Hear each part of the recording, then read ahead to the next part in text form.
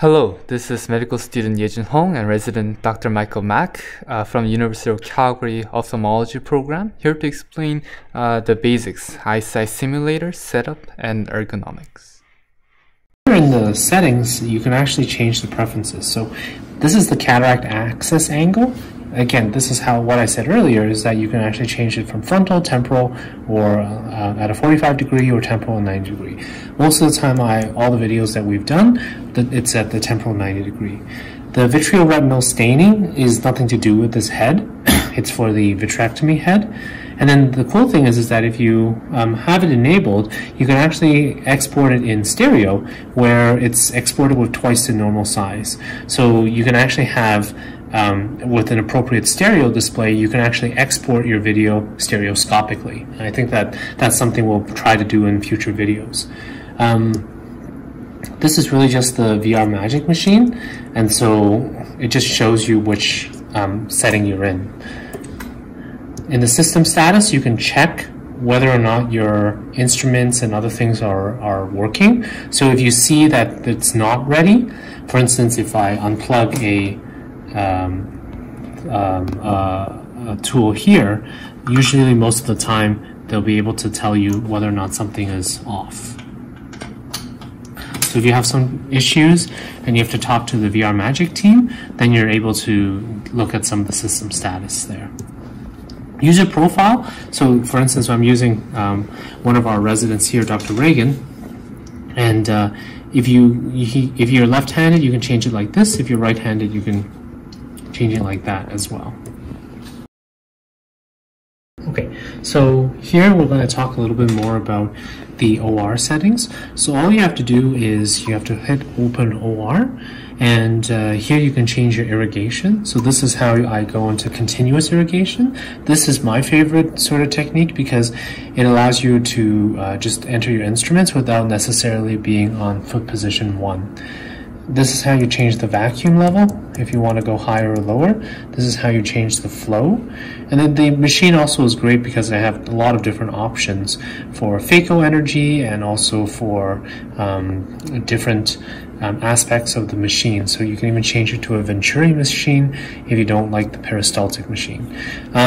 So this is sculpting. This is quadrant removal 1, quadrant removal 2, irrigation aspiration, and anterior vitrectomy. And once you hit continuous for all of them, you don't actually have to go back and hit continuous for each individual setting, which I think is great. You can also look at the foot position or foot pedal configuration. So on the right foot pedal, you know that there are 3 different levels that you can be. You can be in foot position 1, 2, or 3. Most of the time, you just put it to cataract 1. You can put the preset up and down here as the diagram shows. So in the foot pedal there, if you have it setting, you can have its different preset. Most of the time, this is the infusion level. If you want the cornea to be irrigated, you can also just tap the bottom right here. And this part here is actually unused at all. And so there's also a lateral function.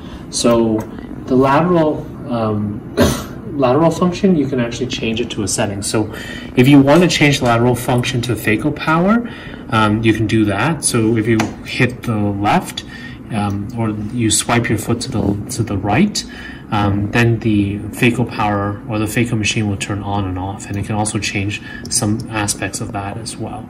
So most of the time I don't play with that. I really just use the presets that are given in the actual machine.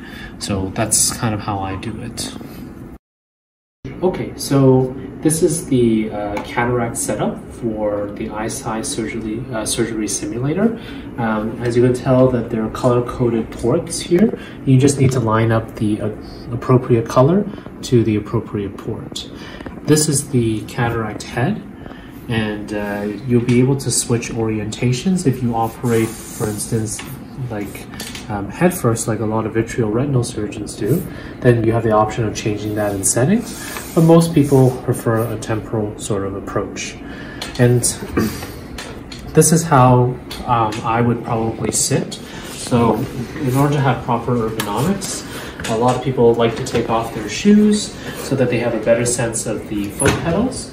you want your eyes to line up appropriately to the height of the simulator so that you're not too low, for instance, like this, and bending forward, or it's not too high and that you're looking up like this. So you want to find a position where, because it's slightly sloped down, maybe a little bit lower than where your neck is probably the straightest.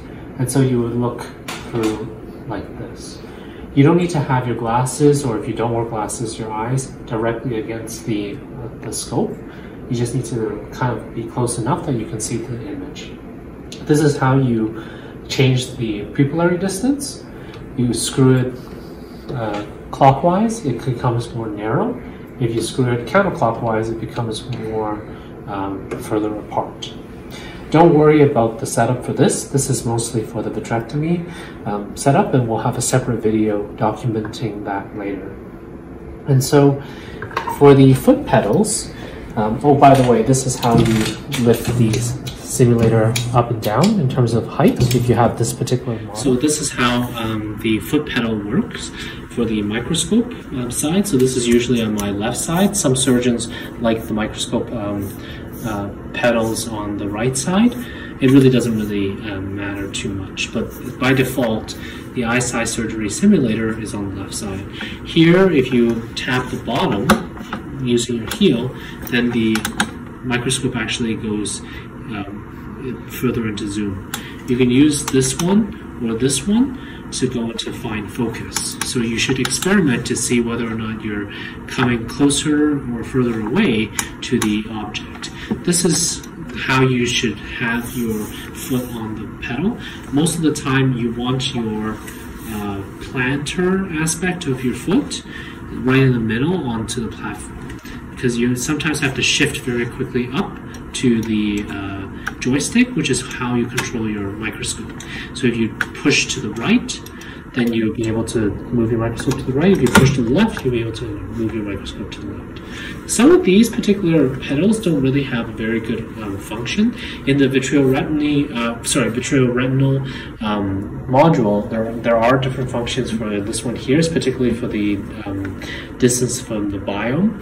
But for now, most ORs just use this particular button to turn the light on and off in the microscope, which is not available in the VR Magic machine. So most of the time, all you have to worry about is your foot position, and then also making sure that you're able to bring the object into focus. So that's what part of the modules will teach you. Now I'm just demonstrating how to bring your microscope into focus.